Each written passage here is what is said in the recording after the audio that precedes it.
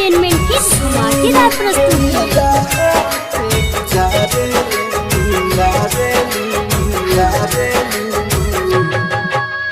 DJ Kanchan Raj Hajipur Vaishali.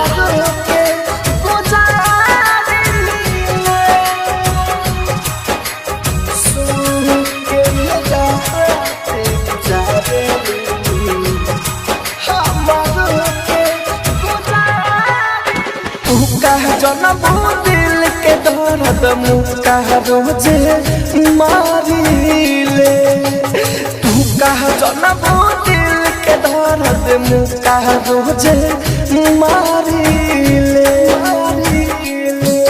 तू सो के रहते गुजारेलू हमर के गुजारिले सो गुजारेलू हमरो के गुजारिले। Mix by AG recording studio.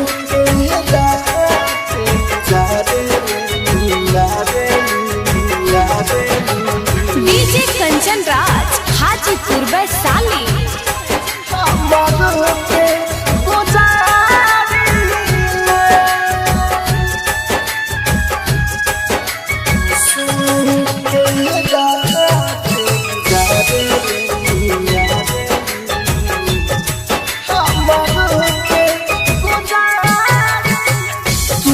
हमारी जान रहलू तू ही परान हो गलती का भइल कि हम भइनी बिरान हो गलती का भइल कि हम भइनी बिरान हो तू ही हमारी जान रहलू तू ही परान हो गलती का भइल कि हम भइनी बिरान हो धोखा दिलो जब जब रोई तब पुका फारिले तू सो के रहते गुजारेलू हमरो के गुजारिले तू सो के रहते गुजारेलू हमरो के गुजारिले। आप सुन रहे हैं एजी एंटरटेनमेंट की धमाकेदार प्रस्तुति।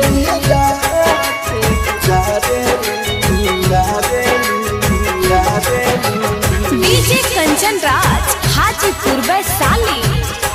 हमरो के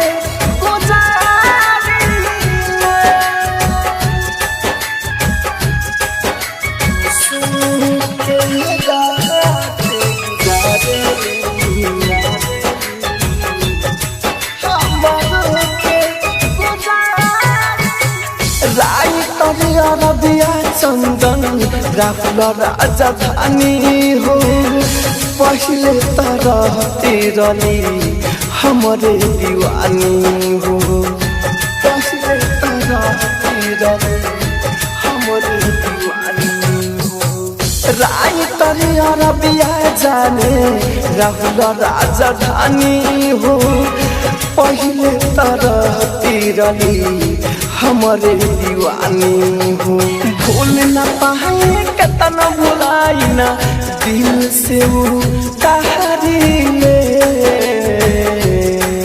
तू सो के रहते गुजारेलू हमारो के गुजारिले तू सो के रहते गुजारेलू हमरो के गुजारिले।